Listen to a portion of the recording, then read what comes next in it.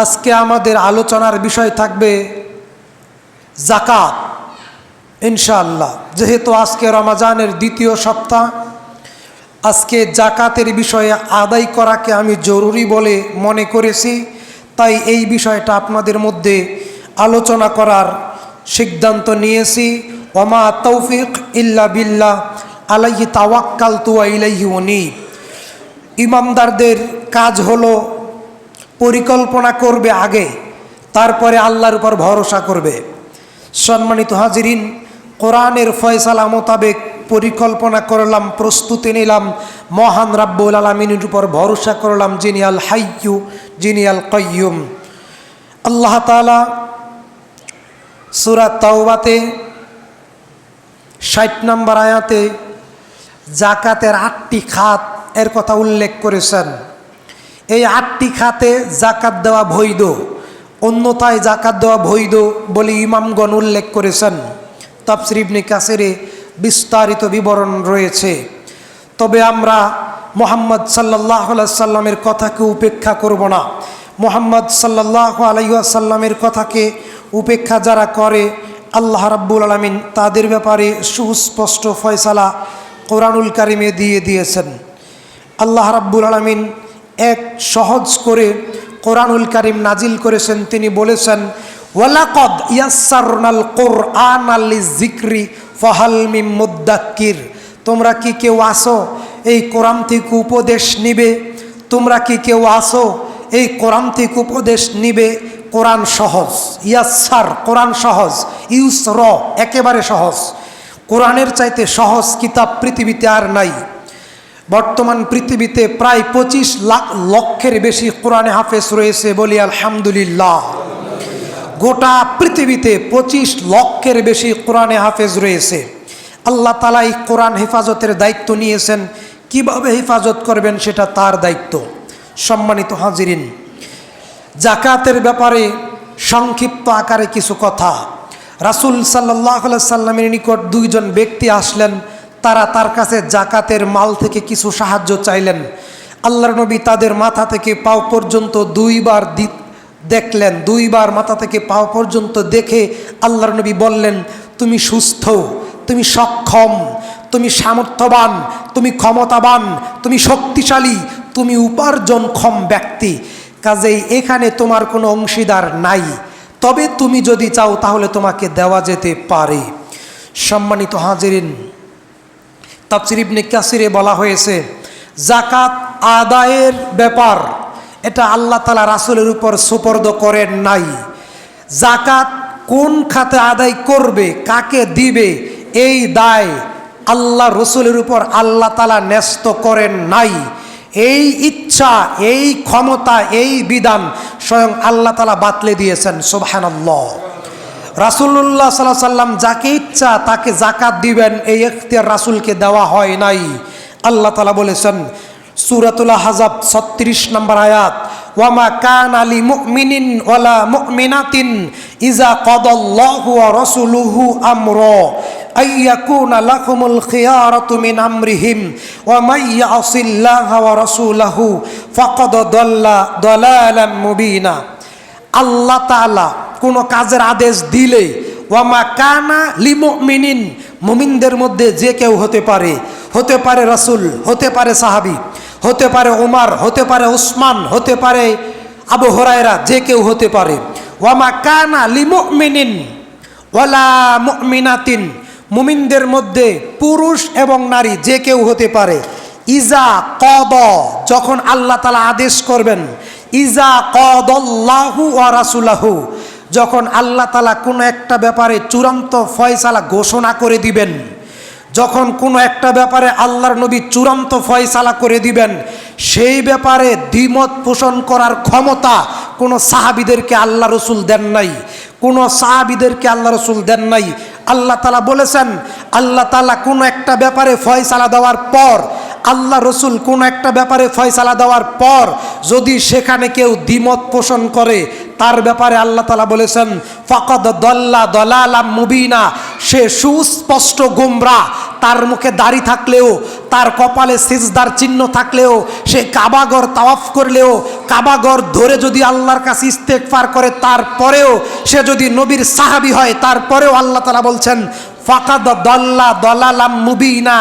আল্লাহ ও তার রাসূল কোনো ব্যাপারে সিদ্ধান্ত দেওয়ার পর যদি কেউ এখানে মতানৈক্য পোষণ করে, সে গোমরাহ। এটা আল্লাহর চূড়ান্ত ঘোষণা। রাসূল সাল্লাল্লাহু আলাইহি সাল্লামকে লক্ষ্য করে আল্লাহ তাআলা সূরা জিন ৭৩ নম্বর সূরার ২৩ নম্বর আয়াতে বলেন ইল্লা বালাগাম মিনাল্লাহ ওয়া রিসালাতিহি। রাসূলের দায়িত্ব ছিল আল্লাযিনা আতাইনাহুমুল কিতাবা ইয়াতলুনাহু হাক্কা তিলাওয়াতিহি। সূরা বাকারাতে বলা হয়েছে মুহাম্মাদুর রাসূলুল্লাহ, সবাই বলি সাল্লাল্লাহু আলাইহি সাল্লাম, সাল্লাল্লাহু আলাইহি সাল্লামকে আল্লাহ তাআলা যে দায়িত্ব দিয়েছেন, ইল্লা বালাগাম মিনাল্লাহি ওয়া রিসালাতিহি, রিসালাতের দায়িত্ব আল্লাহ রাসূল প্রচার করবেন। রিসালাতের দায়িত্ব কোরআন, ইসলাম, হাদিস, এটা আল্লাহ রাসূল প্রচার করবেন। ইল্লা বালাগাম মিনাল্লাহি ওয়া রিসালাতিহি, রিসালাত বলতে ওহিকে বুঝায়, রিসালাত বলতে ইসলামকে বুঝায়, রিসালাত বলতে হাদিসকে বুঝায়, রিসালাত বলতে নবুয়তের দায়িত্বকে বুঝায়। সুবহানাল্লাহ। নবীদের এক ধাপ উপরে রসুলদের মর্যাদা, নবীদের এক ধাপ উপরে রসুলদের মর্যাদা। কাজেই নবী আর যিনি নবী তিনি রসুল, যিনি নবী তিনি রসুল, বাট কিন্তু যিনি রসুল তিনি নবী নন। যিনি নবী তিনি রসুল, যিনি রসুল তিনি নবী নন। আল্লাহ তাআলা বলেছেন ইল্লা বালাগাম মিনাল্লাহি ওয়া রিসালাতিহি, আল্লাহ রসুলের দায়িত্ব ছিল ইসলাম প্রচার করা। ওয়া মাইয়াসিল্লাহা ওয়া রাসূলাহু, যে ব্যক্তি আল্লাহ ও তার রাসূলের অবাধ্য হয়, আল্লাহ তাআলা বলছেন ওয়া মাইয়াসিল্লাহা ওয়া রাসূলাহু ফা ইন্না লাহু নারা জাহান্নাম, তার থাকার জায়গা জাহান্নাম। যদিও সে মসজিদ কমিটির সভাপতি হয়, যদিও সে কাবাগরের ইমাম হয়, যদিও সে মসজিদে হারামের, মসজিদে নববীর, মসজিদুল আকসার ইমাম হয়, যদি কেউ আল্লাহ ও তার রাসূলের বিরুদ্ধ আচরণ করে, যদি কেউ আল্লাহ ও তার রাসূলের একটা ফতোয়ার ব্যাপারে মাতাব্বরি করে, আল্লাহ তাআলা সুস্পষ্ট ঘোষণা করেছেন ফা ইন্না লাহু নারা জাহান্নামা, তার থাকার জায়গা জাহান্নাম। রাসূল সাল্লাল্লাহু আলাইহি সাল্লাম বলছেন সহিহুল বুখারী 13 নম্বর হাদিস, আনাস বিন মালিক রাদিয়াল্লাহু তাআলা আনহু قال قال رسول الله صلى الله عليه وسلم والله نفسي بيده والله نفسي بيده والله نفسي بيده لا يؤمن احدكم حتى لا يؤمن احدكم حتى, আল্লাহর নামে কসম করে আল্লাহর নবী বলছেন আমি মুহাম্মদের জীবন যেই আল্লাহর হাতে, আমি মুহাম্মদের জীবন যেই আল্লাহর হাতে, আমি মুহাম্মদের জীবন যেই আল্লাহর হাতে, সেই আল্লাহর কসম করে বলছি লা ইউমিনু আহাদুকুম হাত্তা, তোমরা অতক্ষণ পর্যন্ত পরিপূর্ণ মুমিন হইতে পারবে না আকুনু আহাব্বা ইলাইহি মিন ওয়ালিদিহি ওয়া ওয়ালাদিহি ওয়ান নাস আজমাইন, তোমার সন্তান, তোমার সম্পদ, তোমার স্ত্রী, তোমার ক্ষমতা, তোমার পদ, তোমার দুনিয়াতে ভোগ্য বস্তু যা কিছু আছে সব থেকে বেশি যতক্ষণ পর্যন্ত আল্লাহর নবীকে, আল্লাহর নবীর সুন্নতকে, আল্লাহর নবীর আদেশকে, আল্লাহর নবীর বিধানকে সবচাইতে বেশি ভালো যতক্ষণ পর্যন্ত না বাসবে, আল্লাহর নবী রবের কসম করে বলছেন তুমি মুমিন হতে পারবে না। কাজেই মুমিন হওয়া শর্ত। সূরা ফুসসিলাত, সূরাতুল ফুসসিলাত 41 নম্বর সূরা 6 এবং 7 নম্বর আয়াতে আল্লাহ রাব্বুল আলামিন বলছেন ওয়াইলুল লিল মুশরিকিন, মুশরিকরা ধ্বংস, যারা মুশরিক তারা চূড়ান্ত ধ্বংস। মুশরিক বলতে আমরা মূর্তি পূজককে বুঝি, এটা মূর্তি পূজার সাধারণ অর্থ মুশরিক, কিন্তু হাদিসের পরিভাষায় যে ব্যক্তি নামাজ ছেড়ে দেয় তাকে সবচাইতে বড় মুশরিক বলা হয়েছে। নাউজুবিল্লাহ। যে ব্যক্তি নামাজ ছেড়ে দেয় তাকে সবচাইতে বড় মুশরিক বলে ঘোষণা করা হয়েছে। যে ব্যক্তি নামাজ ছেড়ে দেয় তাকে সবচেয়ে বড় কাফের বলে ঘোষণা করা হয়েছে। সুস্পষ্ট কাফের। ফেরাউন যেমন কাফের, নমরুদ যেমন কাফের, সে তেমনই কাফের, তবে একটু কম। ফেরাউন, নমরুদ, উতবা, সাহেবা, আবু লাহাব, আবু জাহাল, তারা যেমন কাফের, বেনামাজি তদ্রুপ কাফের, তবে একটু কম। সম্মানিত হাজিরিন, জর্জ ডাব্লিউ বুশ যেমন মুশরিক, নরেন্দ্র মোদী যেমন মুশরিক, যারা সালাত ছেড়ে দেয় তারা তদ্রুপ মুশরিক, তবে একটু কম, কারণ সে লা ইলাহা ইল্লাল্লাহ বলে। কিন্তু নবী বেনামাজিকে শিরিকের সাথে তুলনা করেছেন, সহিহ মুসলিমের বর্ণনা। সম্মানিত হাজিরিন, ওয়াইলুল লিল মুশরিকিন, মুশরিকরা ধ্বংস। তারপর আয়াতে আল্লাহ তাআলা বলছেন আল্লাযিনা আতাইনাহুমুজ যাকাত, আর যারা যাকাত প্রদান করে না তাদেরকে অত্র আয়াতে কাফের বলে ঘোষণা করা হয়েছে। যারা যাকাত আদায় করে না তারা, এখানে কাফের বলতে দুইটা অর্থ, একটা হচ্ছে পরকালকে অস্বীকারী, আর একটা হচ্ছে আল্লাহর বিধানকে অস্বীকারী, অমান্যকারী, আল্লাহর বিধানকে হেলায় খেলায় অবহেলায় যাকাত আদায় নাকারী। সম্মানিত হাজিরিন, আমাদের আলোচনার বিষয় ছিল যাকাত। আমরা সাধারণত বাংলা ভাষাভাষীর মুসলিম যারা, আমরা বলে থাকি যে নামাজ, রোজা, হজ, যাকাত, কথাগুলো আমরা এভাবে বলে থাকি না? নামাজ, রোজা, হজ, যাকাত। দুঃখের সাথে আবারও সেই কথা বলতে হয়, বাংলাদেশে মুসলমান আছে কিন্তু ইসলাম নেই।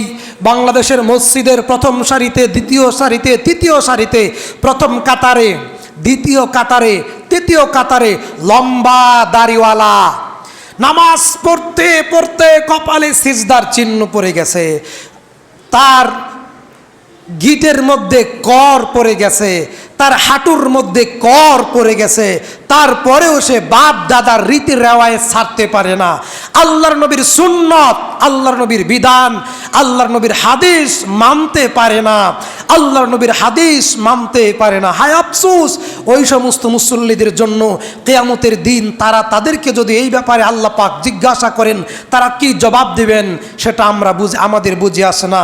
আল্লাহ তাআলা সুস্পষ্ট করে বলছেন, ইন্নামাস সাদাকাতু লিল ফুকারাই ওয়াল মাসাকিন ওয়াল আমিলিনা আলাইহা ওয়াল মুওয়াল্লাফাতি কুলুবুহুম ওয়া ফির রিকাবি ওয়াল গারিমিন ওয়া ফি সাবিলিল্লাহি ওয়া ইবনিস সাবিল ফারিদাতাম মিনাল্লাহ ওয়াল্লাহু আলিমুন হাকীম। আল্লাহ তাআলা বলেছেন, যাকাত কাদেরকে দিবেন, যাকাত কে পাওনা। মনে রাখবেন, রাসূল সাল্লাল্লাহু আলাইহি সাল্লামের ইন্তেকালের পর আল্লাহর নবীর ভালোবাসার কারণে একদল সাহাবী মুরতাদ হয়ে গেছে, একদল এক গোষ্ঠী, এক জাতি মুরতাদ হয়ে গেছে।